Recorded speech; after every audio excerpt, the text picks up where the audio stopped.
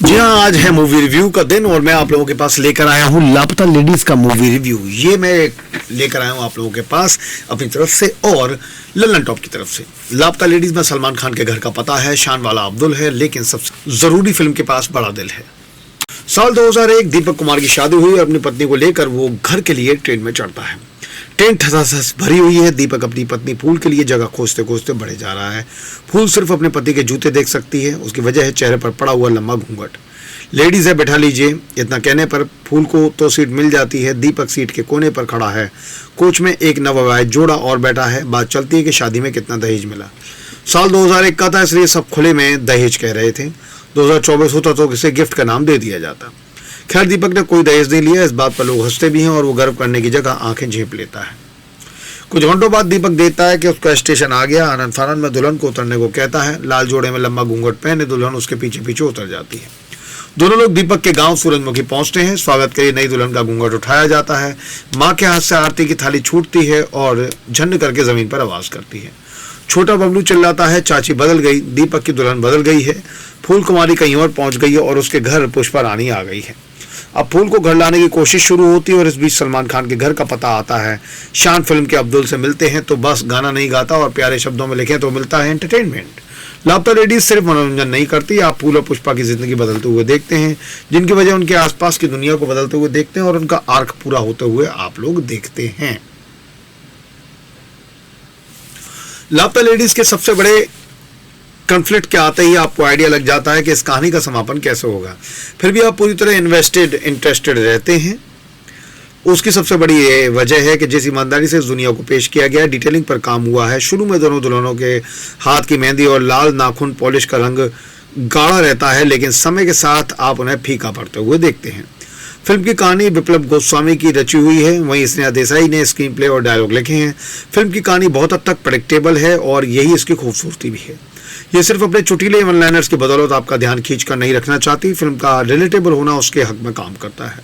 आप एक किरदार को कहते हुए सुनते हैं कि लड़की बहुत आगे जाएगी, तभी बगल में खड़ा शख्स कहता है, हाँ देहरादून तो बहुत आगे है, 800 किलोमीटर तो होगा ही। ऐसे लोग आप रोजाना अपने आसपास देखते हैं और उनकी ऐसी बातों पर हंसी भी आती है। मशहूर एक्टर और कॉमेडियन चार्ली चैपलिन ने एक बार कहा था, life is a tragedy when seen in close-up but comedy in long shot. इसे सिनेमा वाले एक मंत्र की तरह भी देखते हैं कि अगर आपको कॉमेडी दिखानी है तो लॉन्ग शॉट यानी दूर से शूट कीजिए, अगर कोई भावुक क्षण कैप्चर करना है तो क्लोजअप लीजिए, यानी कैमरा को चेहरे के पास ले जाइए। लापता लेडीज के एक सीन में क्लोजअप में कॉमेडी शूट की है और वो लैंड भी करती है। नेताजी वोट मांगने के लिए मंच पर खड़े हुए हैं। दीपक उनके पास अपनी पत्नी को ढूंढने की गुहार लगा रहा है। नेताजी का एक क्लोजअप शॉट आता है, सिर्फ उनका चेहरा दिख रहा है और आंखों में भूख।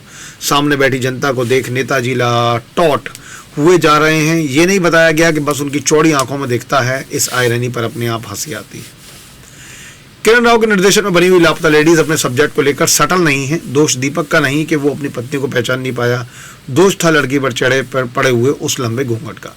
दोष था उस व्यवस्था का जो लड़की के चेहरे को घूंघट या बुर्के से ढकती है। फिल्म उस पर कमेंट करने में झिझकती नहीं, साथ ही अपने समय की पॉलिटिक्स पर भी टिप्पणी करने की कोशिश करती है।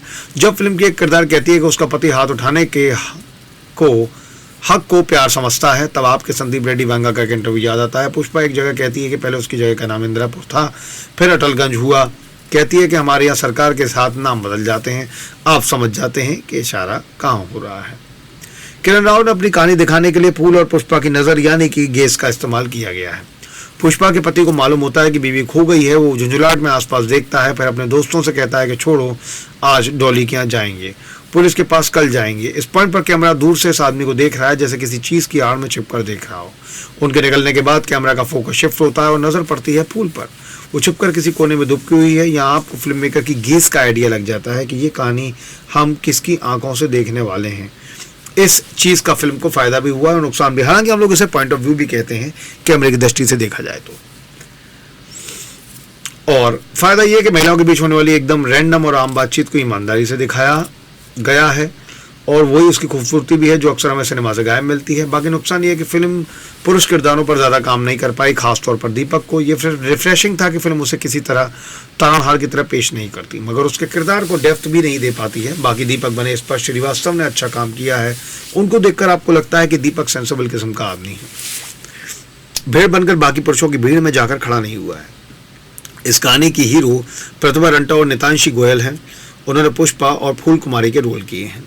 ये दोनों किरदार एक दूसरे से पूरी तरह विपरीत थे। फूल ऐसी औरत है जो पति की बात को पत्थर की लकीर मानती है, वहीं पुष्पा ऐसी है जो अपने पति के मुंह से पति का नाम लेने में कोई झिझक महसूस नहीं करती है, कुछ करने से पहले इजाज़त नहीं लेती बल्कि बताती है। नितांशु उस मासूमियत को बिना ओवरडू किए किरदार के साथ लेकर चलती है। फिल्म के अंत तक इन दोनों में कुछ बदलता है, लेकिन ये पूरी तरह से अलग इंसान की तरह नहीं दिखती। इन दोनों लड़कियों ने खुद पर काम किया, समय के साथ खुद को बदला, लेकिन उनका दिल अभी भी उस जगह पर है।